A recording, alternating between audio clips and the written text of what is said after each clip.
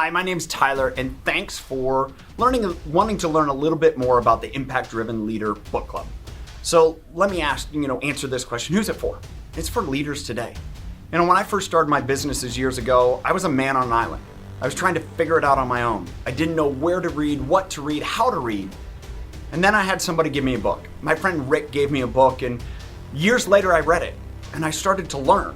Because you do that when you read books. So I want to invite you into this community. One, so we can read together.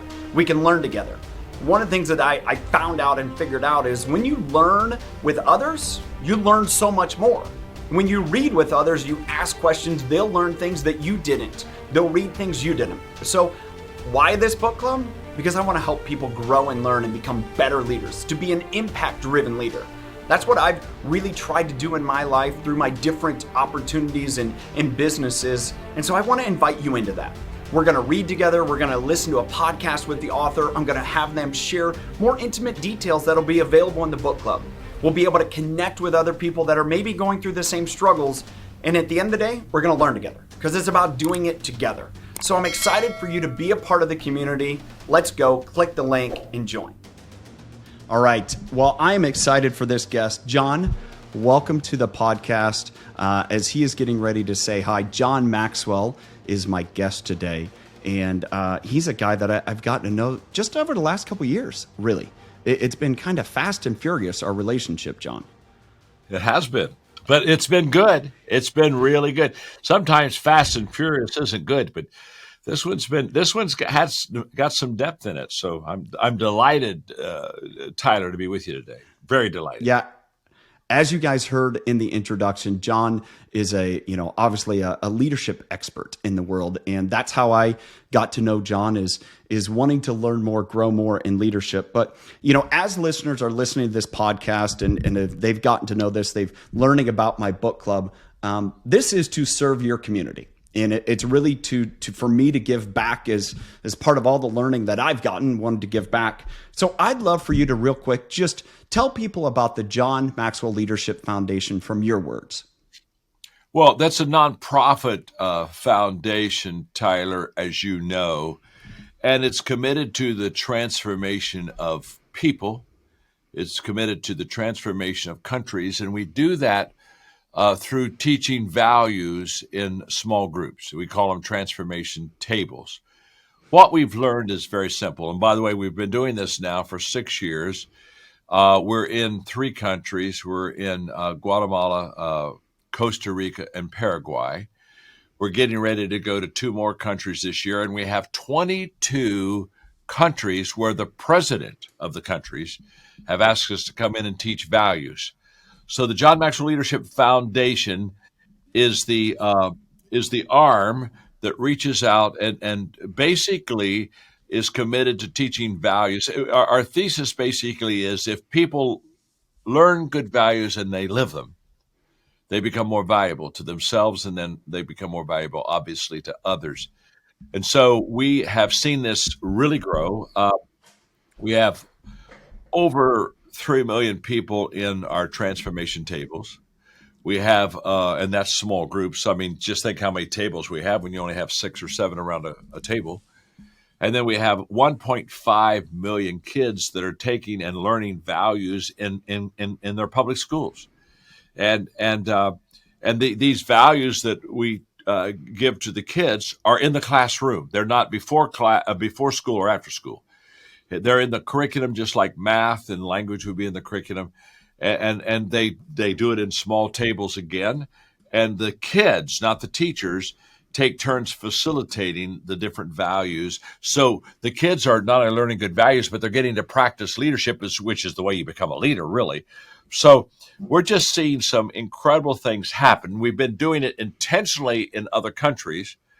And Tyler, as you know, because of our friendship, in just a few months, because my book Change Your World comes out at the end of this month, in just a few months, we're going to be launching this in America, and that's very exciting to me. We're going to be able. We've really tested it, so it's not like, will this work? We already know it works. Now, let's see if we can't implement it right here in our own country. So that's what the John Maxwell Leadership Foundation does. That's who we are.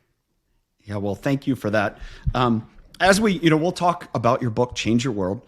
We'll talk about that as a big part of this podcast, is introducing that, because part of our book club is reading this book. I've been fortunate through, my involvement in the John Maxwell Leadership Foundation and Equip to have this information and share it with people. And I've seen the values transform me. So I want to real quick talk about transformation. And one of the things is, I've gotten to spend some time with you the last couple of years. And you always have fun, right? And I think that's a big part of transformation. And as I was getting ready for this, I was thinking of some of the fun that we had in 2020. Not many people had fun in 2020. I had a lot of fun in 2020. We did. And one of the, yes, in the memory, and I think I might share this video, is we got to sing Hokey Pokey together. I don't know if you remember that. I don't know if you remember that. On the Goal Line Heights. On the Goal Line Heights. And to set the scene for everyone, here we are. We're on the Israeli-Syrian border. And we're close enough. There's probably guns that were they could set on us. They could pick out what hair's on top of my head. It was that close, yes, right? And you decide, as we're taking a picture in front of this tank, to sing the Hokey Pokey. And I'll share the video. It was so much fun. That's one of the things that I've learned from you, is to not take it so serious. Yeah. As part of you being, teaching values, but let's sit with that one. How important is it for leaders not to take themselves too serious in maybe serious situations? Well, I tell people all the time, if you want to be a successful communicator, you have to get over yourself. And if you want to be a successful leader, you have to get over yourself. It's not about me. It's about the people. Always has been about people. In fact, leaders that it's about them, they'll always take the people down the wrong path, because I'm not to serve my needs. I'm here to serve your needs. And in fact, one of the questions I ask, Tyler, often people is why do you want to be a leader? And, there are some leaders, they want to be, people want to be a leader because they want all the perks and, all the fun. And really you want to be a leader to add value to people. Every day I gauge my leadership success based on, are the people that I'm leading better off today than they were yesterday? Mm-hmm. And so that's what leadership is. And I think that's what leaders do. But in the meantime, you also can enjoy your life. I mean, who wants to follow a leader that isn't any fun? Who wants to just every day feel heaviness? We carry a big enough load, and I find that having fun and just singing the Hokey Pokey on a tank at the Golden Heights.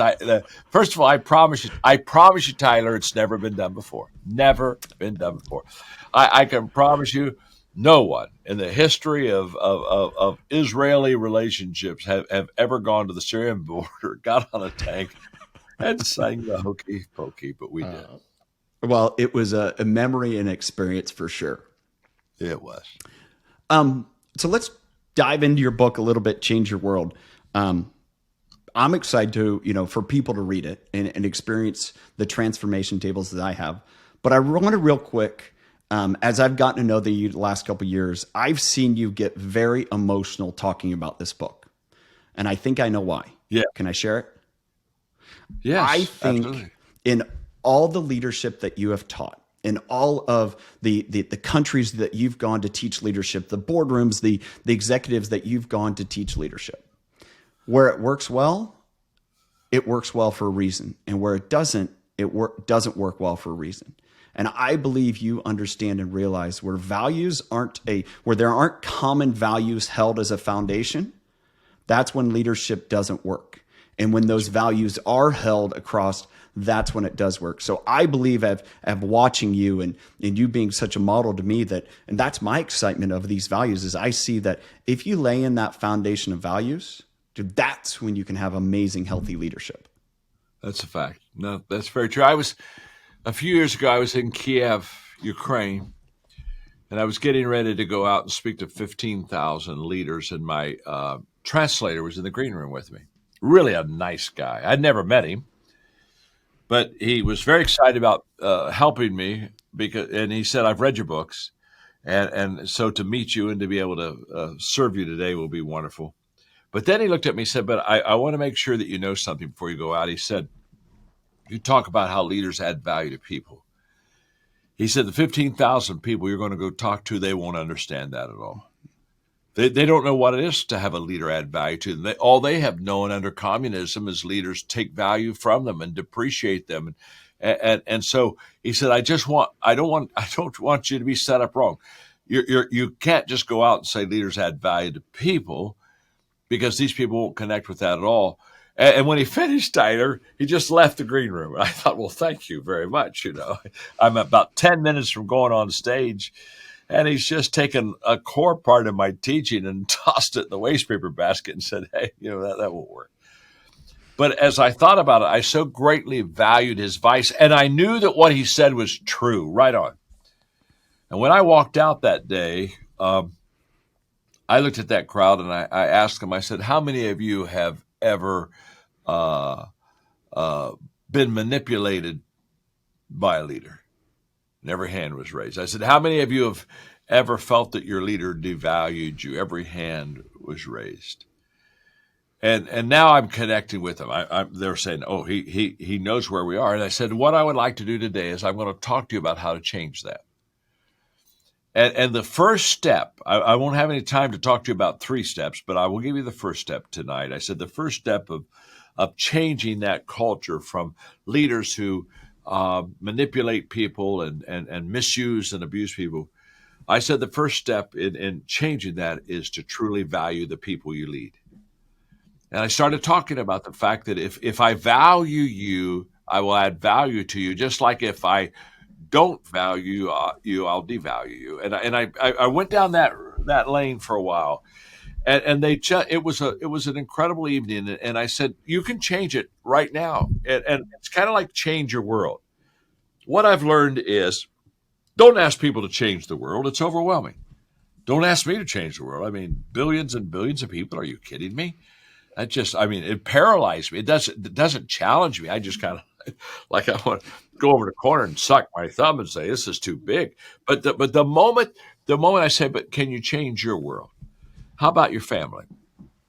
How about your community? How about the team that you're on business with? Can you go and start to change them? And by the way, I'm going to give you a tool. I'm going to give you a resource of how to do that. And would you be willing? Then all of a sudden, I find people are very eager. They want to make a difference, Tyler. It's just that they're not sure they can make a big difference. But if you say, can you make a community difference? Can you do something right where you are with the people that you know? They buy in real quickly, and then they get very excited about it. So that's where we are, and that's why I'm so excited about the book, because it's a blueprint. It's a roadmap. I mean, anybody that picks up the Change Your World book, if they really want to make a difference, I ask people all the time, do you want to improve your life? Well, yeah. Do you want to improve the life of others? Yeah. Well, if you do, then I've got a book for you that will improve your life and it'll improve the life of others. In fact, we start with you. We start with me. Transformation begins in me. You cannot give what you do not have. And so therefore, it starts with my life being changed with values. And now all of a sudden I become contagious in helping other people have their life changed.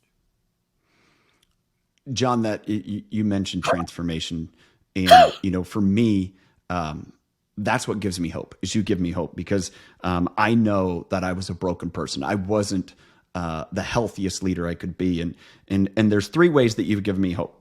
You've helped me understand that everyone has the gift to lead, even if it's just themselves, right? Number 2 is everyone can transform and grow. They just have to choose to. And then number 3 is when you pour belief into others, you'll see them give anything to a cause. And it's really, those encompasses what I've seen and what I've seen that I've been able to transform and help others. I'd love for you to share, how have you personally transformed in your life at any given stage? You said, where was there a transformation? It's like, man, I had to get over this to become a better leader. Well, 2 thoughts on that, Tyler. Transformation, a personal growth, life change has been a journey and a continual process for me for 50 years. Okay. So it's not something that I do sometimes, and then I have days where I say, boy, I'm not doing that today. It is a process. It's an everyday growth experience.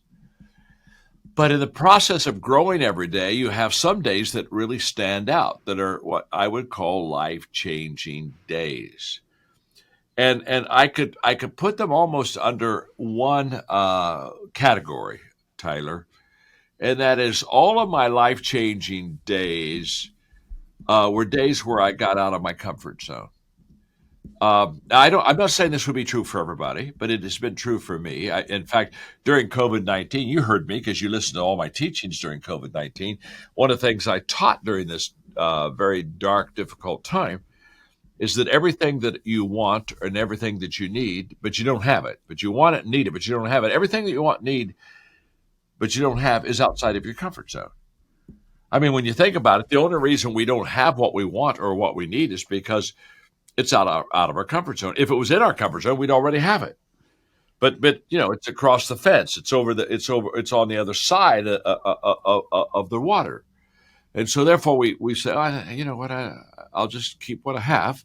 And so one of the great things about COVID-19 is it knocked everyone else out of our comfort zone. When you tell people to get out of the box, well, COVID-19, it blew up the box. I mean, you don't need to tell anybody to get out of the box. They don't even have a box anymore. They're looking around. They got maybe a little piece of box over here, but they don't have much of a box because of that. And I think that is good and that is healthy. And when you talk about my personal growth and my development, every time I had to make a major change in my life and get out of my comfort zone, what accompanied that change was transformation. It's almost like you have to make a personal change to have a divine change. And I'm not trying to get overly spiritual with people, but it's almost like if I'm willing to make a human change, then in my life there will be a supernatural change in my life. And I mean, I could go right back to, there are so many examples of this, but I could go back to after 25 years of being a pastor of a church. I felt that my emphasis should be in the business secular community. And I had to basically do you talk about a pivot.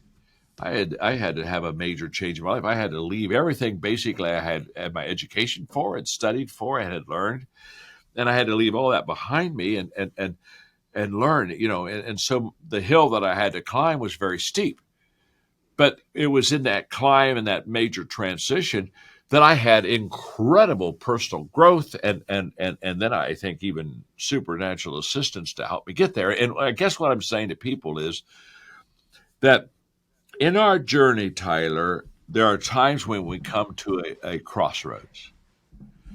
And that crossroads is what I would call trade-off. And basically, we've climbed the mountain to a certain level, and all of a sudden, we realize that if we want to go higher, we have to change something. We have to trade off something, and maybe I need to give up security for significance. And so if I make that transition and make that trade-off, then I get to keep going. If I don't make it, I stop at that part of that mountain and I'll never go higher. So I want people not to miss that transformation is a result of being able to make trade-offs, being willing to get out of my comfort zone, being willing to try things I've never tried before. In our John Maxwell team, we have what we call the cycle of success in our coaching company that's been very successful, as you know. And in our cycle of success, what do we have? We have test, fail, learn, improve, and re-enter. But as soon as we re-enter, what do? We go right back in again and we test, fail, learn, improve, re-enter. And that cycle never. Now, it's not a journey is you can pass something and never come back to it. But a cycle means you keep coming back to it. So I don't want people to see the cycle this way. I want to see it's what is I do those 5 things. I test, fail, learn, improve, re-enter. And every time I come back on that cycle, I just go to a different level. So it's almost like you spiral upward. Mm-hmm. And so finally you get way up here and people say, how did you do that? Well, I did that by testing, failing, learning, improving, and re-entering.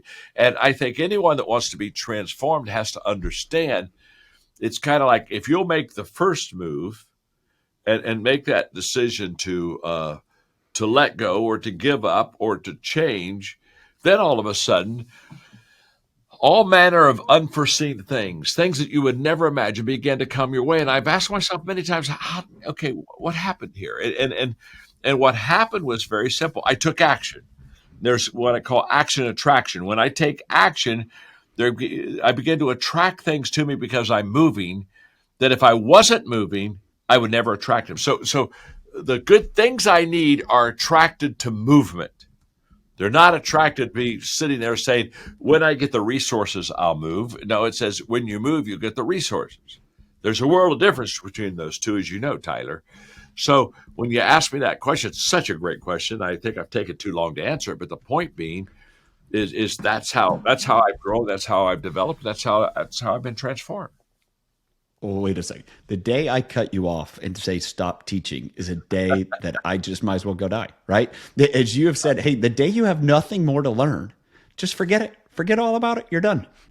As you're going through that, one of the things that I read, and I know he was a big impact on you, is Peter Drucker described that as a corkscrew.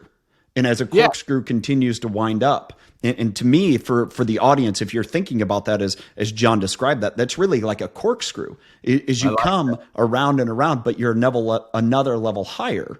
And if not, you're just spinning circles, right? And don't spin circles. I like the corkscrew analogy. I like that. Thank you, Tyler. You've helped me. That's Peter, not me. Hey, no. Well, he mentored me, Peter Drucker. I had the privilege to have him mentor me, but I'll put that in a book. That I'll get it. The corkscrew cycle or something. I don't know what I'm going to call it yet, but I'll give you credit. I won't give you any royalties, but I'll give you credit. Well, to take another thing that you said there, and maybe you can expand upon it, is this whole action and attraction. And what I thought about there, and again, this is for the listeners, a different way to think about it, is if you're holding a magnet and you're not doing anything with that magnet, it's not going to attract anything. You start moving that magnet, it's going to start to attract things. And that's what I think about, is you have to be that magnetic. How do you get into magnetism? You have to be in action. Let me take part of that. And I think one of the things that I gained in there is, as we transform, we have to kind of almost shed a skin, or we have to get sharper and develop things. And one of the things that I've really, really, really learned from you, and I think this is values-based, but I think it's beyond that, is, and this is how I put it into my words, you're better off to be the sharpest knife in the kitchen rather than all the utensils in the drawer. And what I mean by that is hone your strengths. Get better and better and better at those strengths. And to me, as you're talking about this, and as we relate it back to this corkscrew, as you continue to evolve and again, shed that skin, that's a matter of getting rid of things that aren't helping you grow. It's, if you're holding on to it, you're not allowing yourself to go through that crucible of change. Well, then you're not able to move on to bigger things. And as you described, moving from, being a pastor, you had to get rid of those things and hone in the things that you are great at to be able to serve a bigger community. How does a leader that maybe is learning that for the first time really start to comprehend that and to know how they can lead better? Well, the way you're describing it, Tyler, is the way I would come behind you is I'd say, as you've heard me say, you have to give up to go up. And there is no going up without giving up. In fact, the higher you go, the lighter it's got to be. And so for a new person, that's very hard, because what happens is I hold on to that which gives me security. And when you're young, you don't know a lot. So what you know is very important to you. One of the ways I say is, the older you get, the more wisdom you have, the more you know. Well, the more you know, the more you have options to let go of some of that stuff that you know. But when you start off and you get a little success under your belt, and you've done it only one way, you're not so sure you want to do it another way. It's kind of like, I know this one way works. And so there's a tendency for us to, I think, just kind of ride the same train. In fact, when I go back to my pastor years, I built by the time I was 28, I had the 10th largest church in America. And I knew how I grew it and how I built it. And for probably 3 or 4 years, Tyler, I would teach this method of growth. And I would teach it as the only method. Well, it was the only method because it was the only method I knew. And then I went to a conference where there were some leaders who had bigger, better than I was, that's for sure. And I heard them and I thought, oh my gosh, they're not doing it like I do it. Oh. And all of a sudden I realized, well, there's maybe more than one way. And it goes back to, you've heard me talk about the fact that there's always an answer, but usually there's more than one answer. And so when I tell people all the time when they say, well, I don't know if all I've ever known is this bottle of water, and oh my gosh, you mean I got to give this thing up? And well, but I know this helps me. I know what I can do with this. Well, when you only have one security blanket, you only have one bottle of water, it's awful hard to get it up. When you get up the mountain, you've got several bottles of water. Then it becomes a little bit easier. So I understand the young leader who fears that taking that step or that risk. But what I would tell that young leader is, it is impossible for you to develop your leadership without intentionally making changes in your life. It is impossible. Growth means change. You show me a growing person, I'll show you a person that is continually adjusting, changing. Tom Watson, who is the great golfer, I think Tom's won, I don't know, a lot, maybe 54 golf tournaments, something like that. I was playing golf with him one day, and we got into a very interesting conversation. Two things happened that day that were very interesting, and I'll never forget it. On a par 5, I got a birdie, and Tom Watson got a par. And I knew it. Oh my gosh, I knew it. I just on one hole. Now it was only one hole. There are 18 of them, so it's like John was 1 in 17. Okay, but on one hole, I beat him, and I knew it. And I was kind of on the inside giddy. What I loved about Tom is, as we're walking off the green, he put his arm over my shoulder and said, "John," he said, "you beat me on that hole." And I thought, "Oh yes. Okay, now." That was a fun moment, but the thing that was just transformational to me is that day we were talking about him winning all of his tournaments, and he said something to me that was very amazing. He said, "John," he said, "there's only 5 tournaments that I've ever won in my life." Now think of him. Let's say he's won 50. I don't know the exact number, but I'm close. So only 10% of his tournaments. That he said that on the first day when I teed it up, I was hitting the ball so well that for 4 days, I just hit the ball, won the tournament, didn't make any adjustments. He said all the other tournaments, I had to make adjustments maybe after the first round. I had to go get to the practice ring. I had to work on my swing. I had to make some changes. And then he looked at me and said, to be honest with you, if you win a lot of golf tournaments, you have to adjust your way to victory. And I love that thought. You have to adjust your way to a victory. And I think that there are many of us, we don't understand that. And we haven't adjusted our way to victory. And so it's kind of like, well, this is the way I've done it, and this is the way I do it. And oops, I think that's why the ability to pivot, the ability to learn from what we have done and to evaluate our experiences is very important. Yeah. Well, I mean, that's what you mentioned Tom Watson in sports, and you watch sports, and the people, the players, the coaches that are able to make those adjustments in game are the ones that win. And it's, I love looking at that in life and constantly, reminding myself what got you here won't get you there, whatever it is may be. And it's, you have to be of that learning mindset, which again is, I know, a big part of you. Let me transition with that. And, obviously this podcast we're talking about your book, and I hope people read it as a part of the book club. Because I know with that, we're going to be able to learn better. And that's another thing you've taught me is layered learning. I remember one of the fun instances of layered learning. It was again back in Israel. We're sitting there at breakfast, and we're with Elliot, the IDF in the Army, and he's talking about one of the things that he did with his. I'm going to tell the story real quick and help fill me in when I get this wrong. But it was good. And so, Elliot, describe to the audience who Elliot is. Well, Elliot is basically the voice of security for Israel. He travels the world, including coming to the United States, helping countries make sure that their borders are secure. And he was our private guide, brilliant strategist, of which I'll never forget his teaching. And I'll never forget that breakfast that we had, because that was incredibly insightful, Tyler. So that's who Elliot is. Yeah. He's basically the voice of security for Israel. Yeah. So he was talking about going on this march with all of, I guess his soldiers, right? And he said one of the things that he learned, he would keep candy in his pocket. Now think about this. These are soldiers that are carrying, 60, 70, 80-pound packs, and, they're in their 20s or whatever, and he's got candy in his pocket. And one of the things that he really expressed there, and I know you and I both took it as like, wow, is in leadership, it's so important to, one, give encouragement, even when it's tough. And he would go to these guys and he would give them a piece of candy and said, hey, just keep going. We're almost done. And it was that example of, leadership and growing and giving that I think, as I sat there and that layered learning, it's like, oh, how important is it to recognize when people are doing well, even when it's a tough situation? We all know it's tough. It's, blisters and all those things as soldiers carrying these packs. Just imagine on this long hike, and he's giving them candy. This is the commander leading them, and he's coming up beside him and say, hey, just a little bit longer. Here's a piece of candy. Suck on this, and you're going to get through it.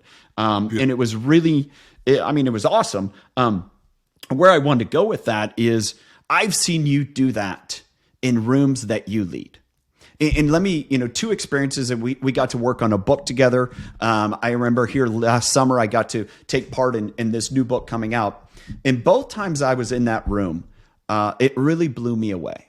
It blew me away because I've been in a lot of different boardrooms. I've been in different, board meetings, and the excitement and yet the way that everyone bound together and support each other, and that layered learning and that layered, hey, we can do this. And it wasn't I'm going to take your idea and let's make it better. How have you as a leader culturally honed that in rooms that you're in? I love that question, Tyler, because there is intention there. And the basically the core of what you're asking is very simple. I have had the opportunity and the privilege of surrounding myself with very good people. And so when I come into a meeting like that, into a room like that, I have a genuine excitement because I'm going to bring to the table an idea or a thought. But I know that the moment that I share that idea, the people in that room are going to take it and they're going to make it better. Now, in fact, I wrote a book called How Successful People Think. And that was the first book I ever read of yours. Oh, is that right? Yep. First book I ever read of yours. Well, I love that book. What I do with that is I talk about there are shared thinking and sustained thinking. And shared thinking basically is if I have an idea, Tyler, and you have an idea, but we never share it with each other, we still only have one idea. But the moment that I share with you my idea and you share with me your idea, we have at least two. Now we're making progress. But honestly, what happens is in sharing of ideas, 1 + 1 doesn't equal 2, it equals 3. Because when you share an idea and I share an idea, all of a sudden that triggers another idea. A great idea is just the end result of several good ideas that got piled on until you got a great idea. A great idea is never birthed in a vacuum. So the sharing of ideas, and when I come into the room, that boardroom that you're talking about, those people in that room, I get very excited because I know that whatever I bring, they're going to make it better. And you say, now, John, is that most of the time? No, it's all the time. I cannot think of any time in the last 10 years of my life where I've gone into a room with good people, shared an idea, and every time they improve it, they make it better. So shared ideas become great ideas. Then if you go another step in your thinking on this, sustained thinking is essential to success. Shared ideas give me more ideas. But with this sustained thinking, they've done research on this where they'll have like 10 people in the room and they'll give them an hour to think on a problem or solve a problem. And at the end of it, 5 of the people, and they can do this randomly, it doesn't matter what 5, out of the 10, they take half the people out of the room. And the 5 that are left remaining, they say, now look, we're going to give you an extra hour to think about this. See if you can improve it. 100% of the time, it's improved. Now, and they didn't keep the 5 smartest in the room or the 5. It doesn't matter. It's random. The point being, if you'll spend an extra hour thinking about with other people, thinking about an idea, it's bound to get better. So once you understand that shared thinking and sustained thinking have this incredible magic combination of compounding.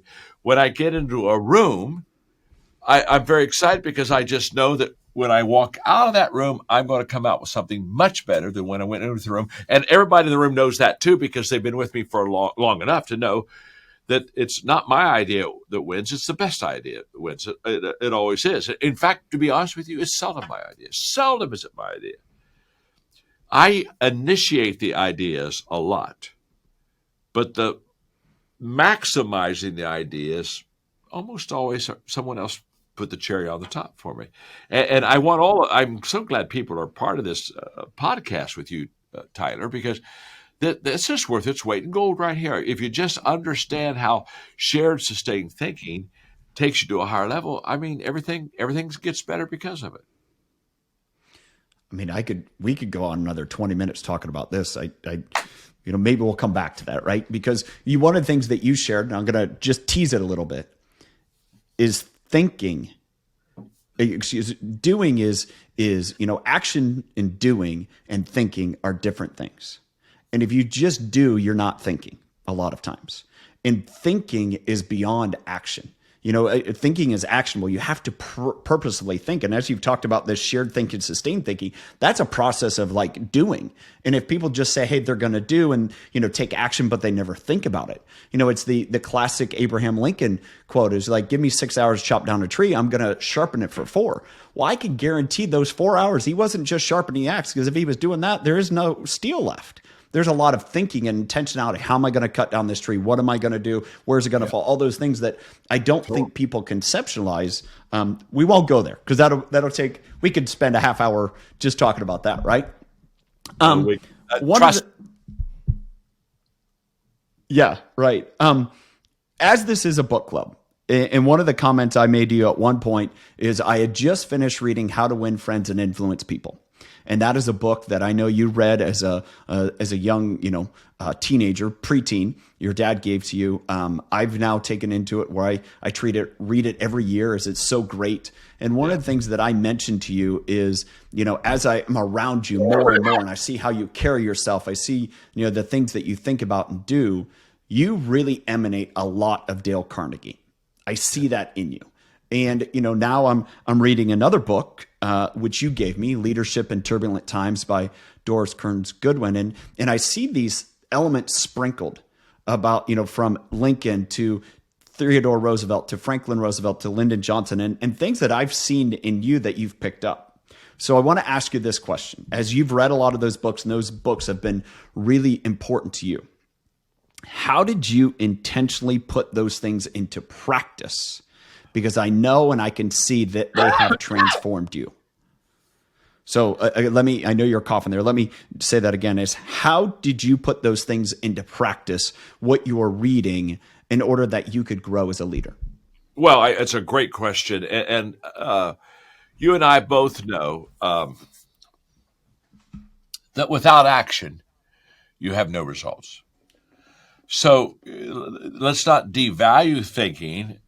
Thinking needs to be on the front end and on the back end. And you've heard me talk about the bookends of success: preparation, reflection. Preparation is thinking ahead of time, getting ready for the action.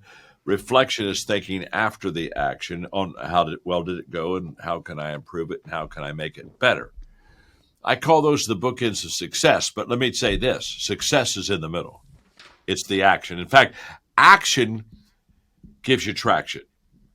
So I'm just finishing a book, and I'm just maybe 15 pages from being finished with it.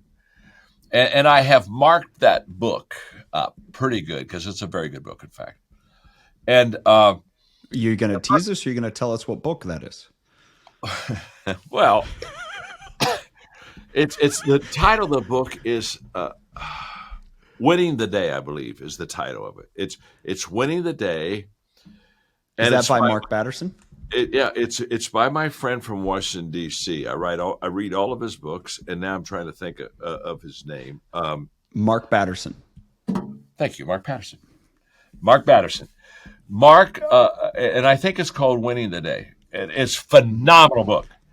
phenomenal book. I'm just 20 pages from finishing.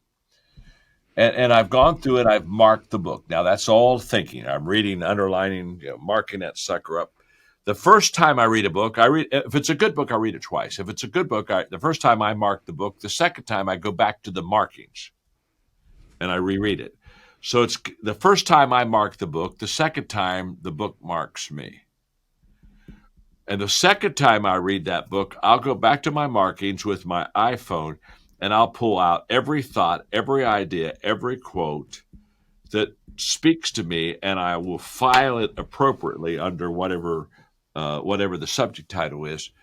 And then what I'll do is I'll go through all those things that I now have gleaned out of the book that are on my iPhone, and I'll put action steps with them. Okay. Now that I think that's a good quote, I think that's a good idea. What am I going to do with that idea? And I realized that nothing happens without action. In the middle of the word traction is the word action. You get traction with action.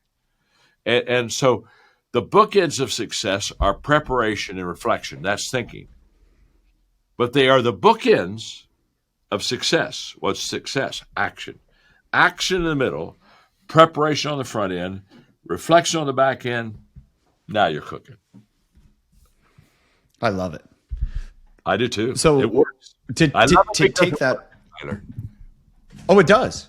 I mean, and to me, as I look at you, it's fun to me to read those books, to go back and say, oh yeah, I've seen John do that. I've seen him model that. I understand that. And for me, that's a part of my personal learning, is being able to see it modeled. And it's like, okay, I can do this too. I can grow that way. Because I know you've said you had to grow in those ways. As part of that, as one of the things I believe for leaders is, we can all go with intention to actionably want to change things. But it comes down to at some point saying, hey, my actions are creating different reactions. So as you did that as a young leader, as you've grown, as you continue to do that, how do you think people most identify those transformations in you?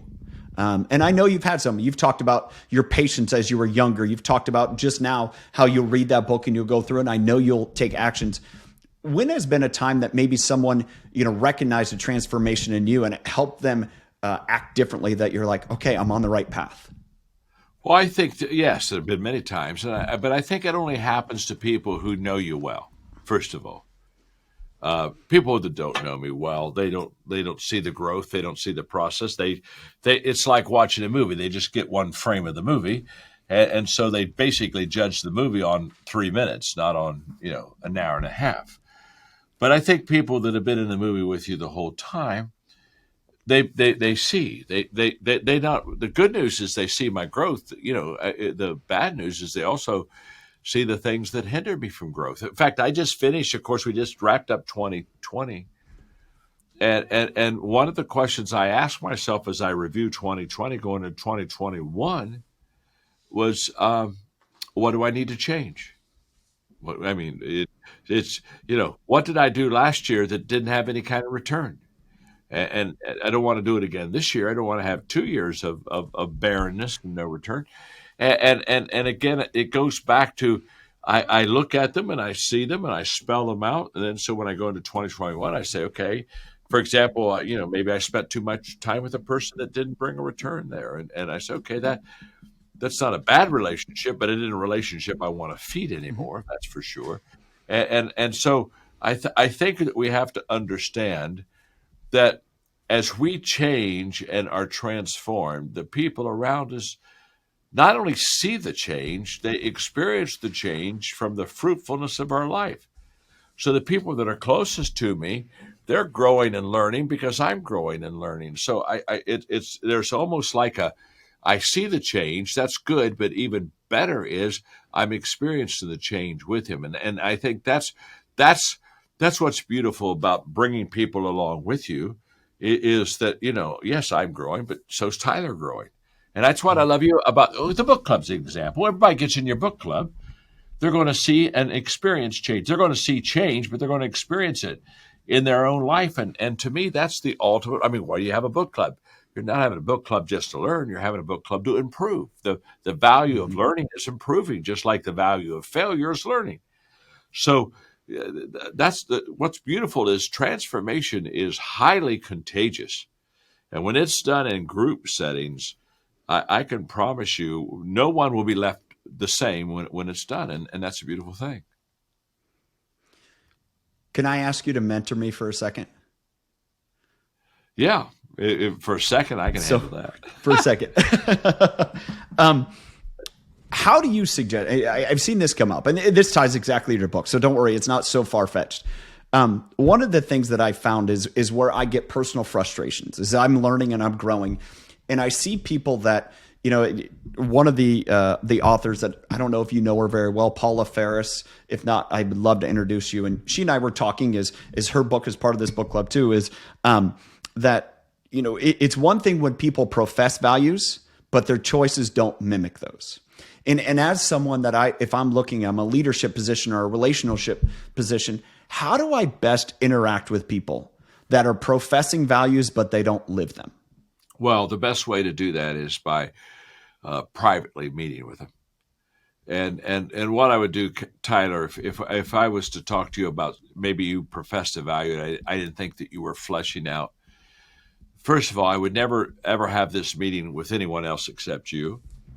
And I would share with you that I respect you enough to have this meeting and that I care for you enough to maybe confront you.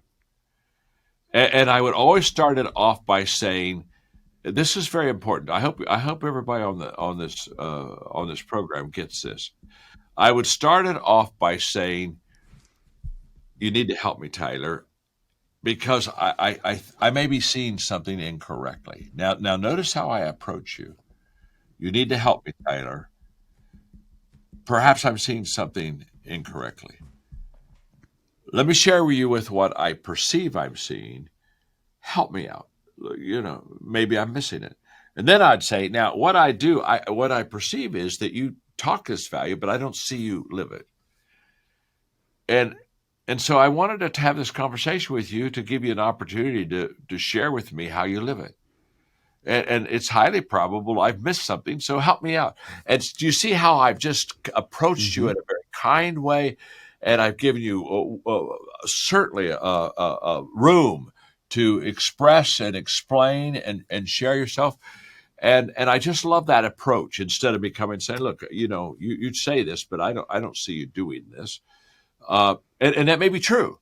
But I also know there have been times in my life where I didn't see things correctly. And because I gave the person the benefit of the doubt, they really, all of a sudden, I walked out of me and think, oh my gosh, thank you very much. I had never seen that until right now. So I think it goes back to Dale Carnegie again, who said, what you say is important, but how you say it is more important. And Absolutely. I think that's just very true. All right, last question. Do you have one book to read for the rest of your life that's not the Bible? A book that maybe has had a tremendous impact with you that you could go back and say, I want to live those things again. What is that book?